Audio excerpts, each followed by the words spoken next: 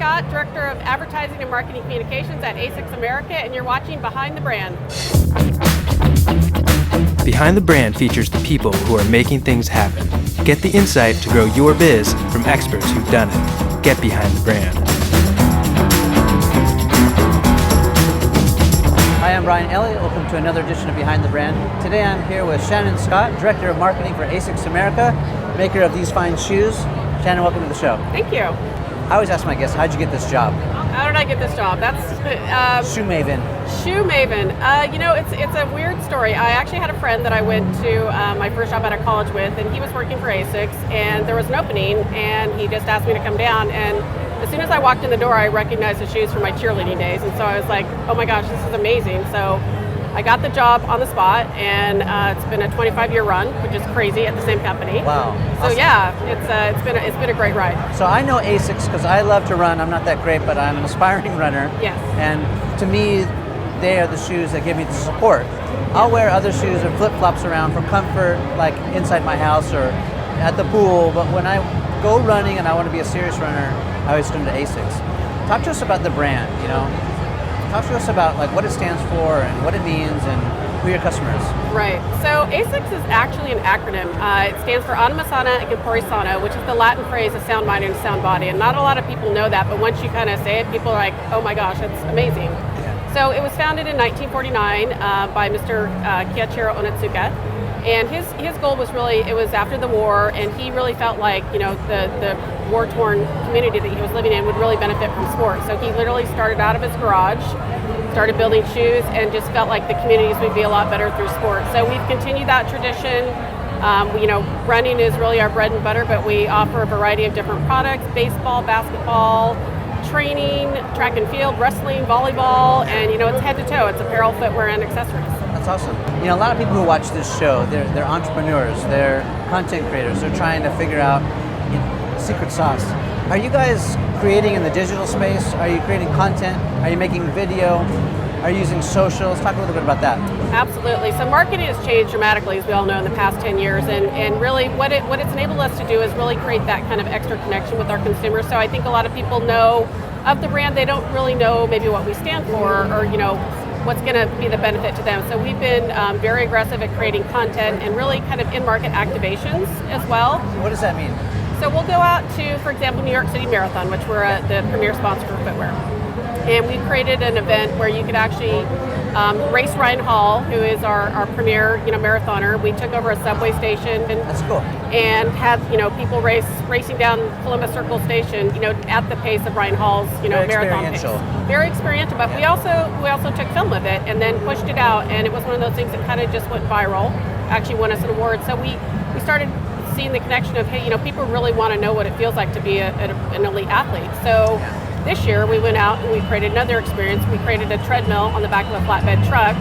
Same thing, we got consumers up there and had them run at the pace what you would at a marathon. So it's crazy fast. Again, videotaped it, pushed it out, and it really just kind of created that one-on-one experience. Yeah, so where are you sharing it? Do you have a YouTube channel? We do have a YouTube channel, and we're also Facebook, Twitter, and it's global too. So we're sharing all of our content with our global partners.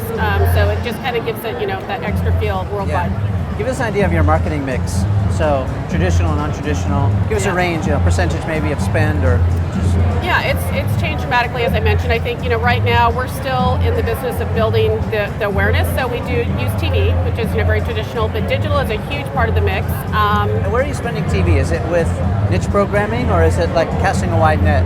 No, it's actually, we do go after, we know exactly who our target consumer is, so we've got 2 demos that we're looking at, so we'll go on, spot cable, sports programming. And who is that? Who is that target?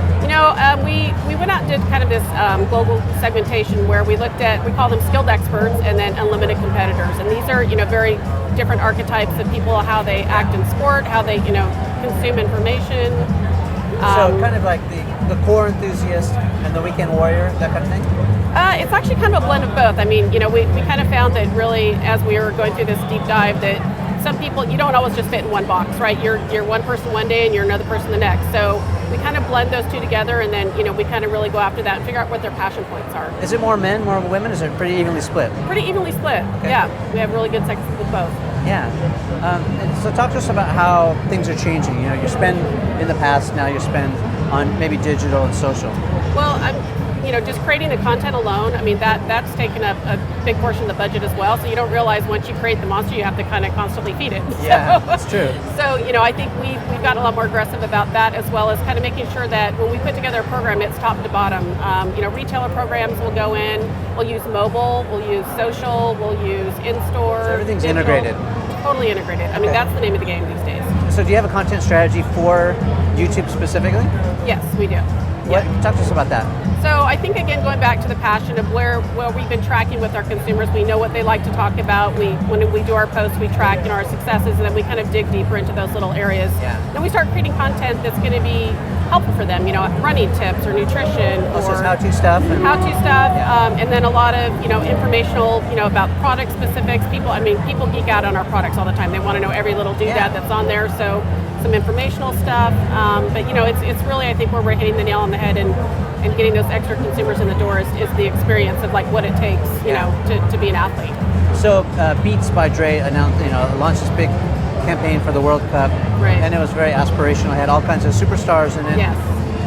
Are you guys playing with long form, short form? Are you playing with story-driven product or different kinds of content? It's a mix of both, honestly. There are some great branding pieces that we pull together where we just talk about what ASICS stands for and why you might want to give us a try, but all the way down to the nitty-gritty of this shoe is great because it does this, and explaining the differences between the types of shoes that we offer, and really explaining, hey, everybody runs differently. Everybody is a different type of sportsman, and we've got enough to keep you interested in the products, and so. I think your brand is a great case study because a lot of people who watch the show, they've got their own company, and I think they might feel overwhelmed by the big boys. So you guys are up against Nike, Adidas, whoever else is out there who are gigantic and ubiquitous, and you guys are doing amazing in your own space. But so what's your strategy? How do you compete in that space? How do you feel about competing in that space? And maybe how do you approach it differently? Yeah, I love the startup mentality because I think we look at ourselves as a challenger brand. We openly admit it, and we know every single day when we're going out, we kind of set our sights on we started at one place, and as the business grew, then we knew that we had to kind of go to the next level, and it really kind of snowballs. But I think don't ever get daunted by your task at hand because you just keep chipping away. You set short goals, you set long goals. We're in the process of setting our next 5-year planning strategy. So it's every day, every week, every month, out through the years. A lot of people don't realize that success and failure go hand in hand, that you really can't have one without the other. Right. And they're afraid to make mistakes sometimes to the point that it paralyzes them. Right. Talk to us about some of the mistakes you've made. You've had a long and successful career, but I'm sure you've made a few mistakes along the way in order to figure out how to get it right. Sure. Can you talk about some of those key learnings? The thing that I've learned over the years is really trust your gut. 9 times out of 10, your first instinct is always your best. And I wish I would have spoken up earlier when I was early on in my career of just getting the information out of my mouth, just to let people know what I was thinking, because it's your instincts are always really good if you're passionate about something. Company culture-wise, how is ASICS? Being a female executive, in that type of environment. What advice would you give to female entrepreneurs or businesswomen who are trying to make their way and have a career like you have? Right. Self-confidence. Just, knowing and just being passionate, like I said, and speaking up, letting people know what's inside your head, because 9 times out of 10, you're going to say the right thing, because if you love what you do, you're going to be great at it. So, just don't get daunted by, the task is too big or this isn't right for me. Just, always tell yourself, I can do this. I know what I'm doing. I'm smart and I'm dedicated. So it goes a long way. What don't you have right now in terms of your marketing, your outreach, your campaign, whatnot, that you wish you had? Right. There's not a lot that keeps me up at night. There's things that, I'll ponder over and over. My commute to work is my best thinking tank. It's quiet. And I think it's always, you can always have more people. I think that's, one of our biggest challenges right now is that we're trying to get people in as quickly as we can to help with the growth pattern. Yeah. Are you collaborating at all with content creators? influencers and We other do, people? we do, and that's actually been one of the coolest things. Is kind of the marketing has evolved is putting different types of groups together and having them work on a project. You know, How do you find them though? Like, you know, just through various sources, just a good networking of all. You know, I'll scout around and see pieces that people have done before, or just somebody that'll catch my eye and kind of just go that way. But we've got a pretty solid network that we are pretty consistent with. So we're really lucky to have a lot of good people that stick around to the brand, which is really nice. So a lot of consistency I think is key too. awesome. Yeah. Well, we've been spending a few minutes with Director of Marketing, ASICS America, Shannon Scott. Thanks so much for being on the show. Thank you. Behind the Brand features the people who are making things happen. Get the insight to grow your biz from experts who've done it. Get behind the brand.